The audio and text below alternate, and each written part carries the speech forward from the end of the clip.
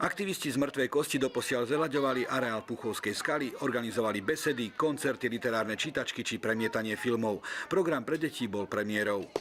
Keď sme tu ešte chodili kedysi z Ochotničku, tak sme tu pomáhali na tých rôznych stanovišťach a tak nás napadlo, že prečo neobnoviť túto dobrú akciu. Rozprávkový let 25 rokov organizovali za podpory mesta puchovskí turisti.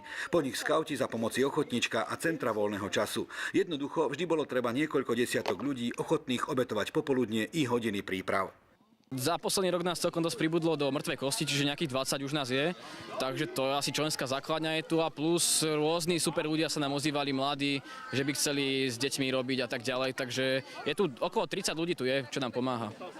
Je to dnes taká, že solová akcia, alebo uvažujete o tom, že začne nejaká tradícia, alebo že sa bude pokračovať v tej tradícii, ktorá tu kedysi bola?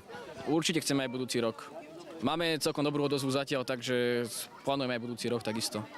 Téma tohoročnej cesty Rozpralesom bola tradičná a vychádzala tak z prírody, ako aj z rozprávok. Jednoducho boli ňou ohrozené druhy slovenských strašidiel.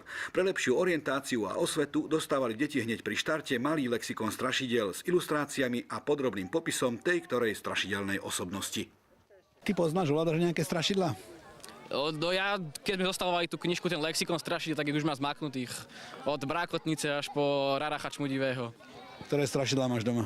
Ja mám isto Škodoradosníka domáceho, to mám určite, a potom mám aj Schováča domáceho. Poznala si všetky tie strašidlá, ktoré si dnes videla? Už si sa s nimi niekedy stretla? S jedným. S ktorým?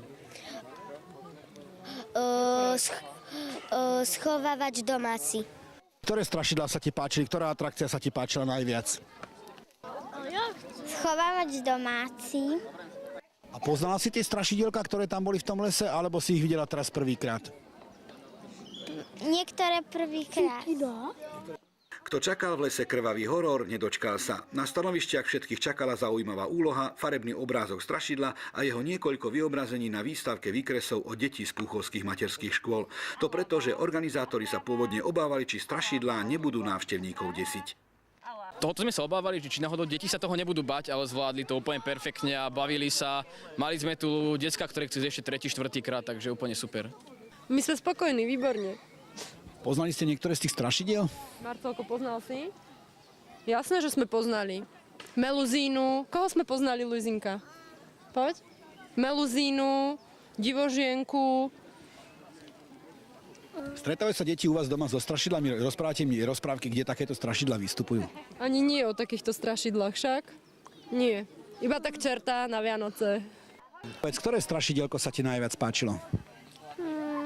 Neviem. Všetky boli pekné, alebo žiadne nebolo pekné? Všetko bolo pekné.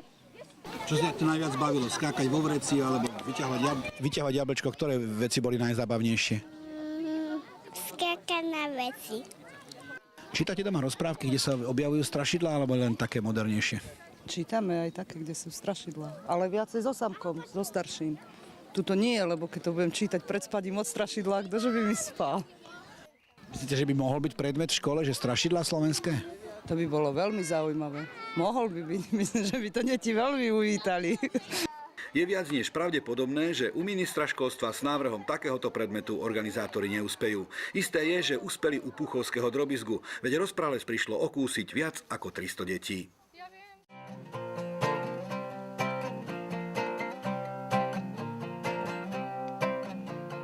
Pozrite sa na strašidlá a teraz vy. Pozrite sa na strašidlá. Kupujú si veľké mydlá, kupujú si veľké mydlá, kupujú ich až v Trnave, kupujú ich až v Trnave. Také sú veľmi špinavé, také sú veľmi špinavé.